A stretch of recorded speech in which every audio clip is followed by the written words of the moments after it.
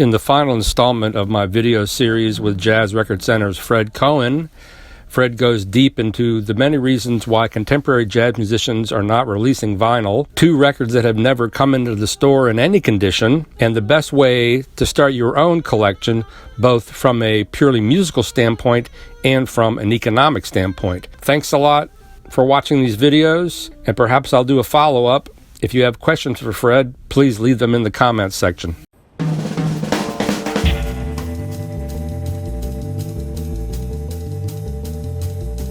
Were you surprised at the vinyl resurgence, and why do you think it happened? I attribute it to hip-hop and rap. I may be mistaken about that, but it was my impression that young people going into clubs and seeing DJs sample records on turntables, they had never seen a turntable before, they had no idea what they were, that this enlightened them to a format of music that they were unfamiliar with. And it looked interesting, it became trendy, and now a lot of young people are finding turntables and finding vinyl, finally, to their betterment.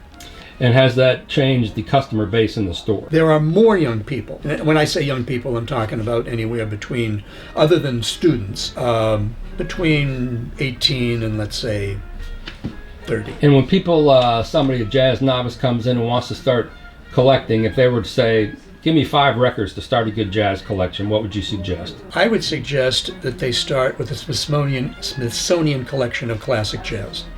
Start with an anthology that samples different artists, different periods, and from that you branch out. Whatever catches your ear. Hey, I really like that track by Billie Holiday, or I like that Lester Young, or I like that Hank Mobley, or I like that Bill Evans. And you might like the pianist, you might also like, man, that drummer was killing. Other than that, I really don't like to pick out records at random.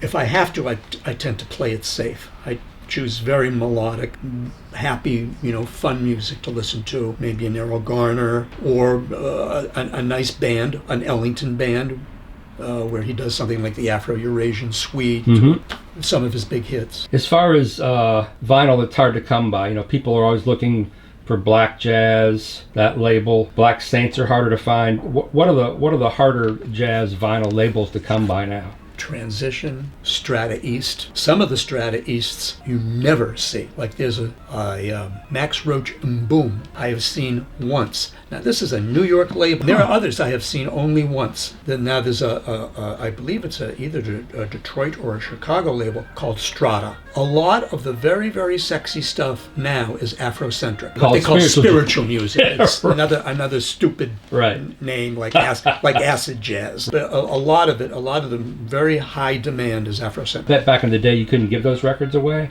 Well, they had very limited interest. Right. Pharoah Sanders, limited interest. Right.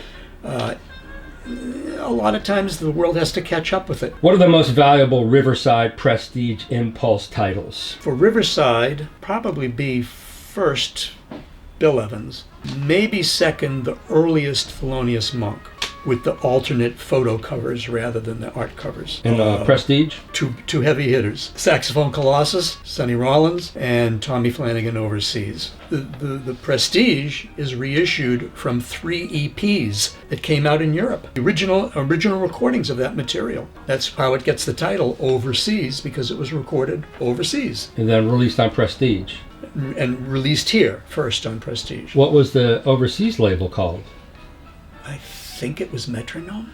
What about Impulse? Coltrane. Not any Coltrane, no. And the Love Supreme is still consistently sells all the time here. Always. And a reissue. And when you find an original copy of that in really swift condition, you can go for $1,000. But with insane prices for used mint vinyl titles from all these different labels, how should aspiring collectors approach the hobby? Recommendations do you give to those people who can't afford the top tier but want to start building a nice vinyl LP collection? Are they building the collection for the musical value or for the economic value? If it's for the music value, I think that labels like Pablo, there are a lot of contemporary labels, including a lot of the universal reissues of contemporary material. Riverside, New Jazz, Prestige, lots of major labels. And now some of the impulse stuff is starting to dribble out as well.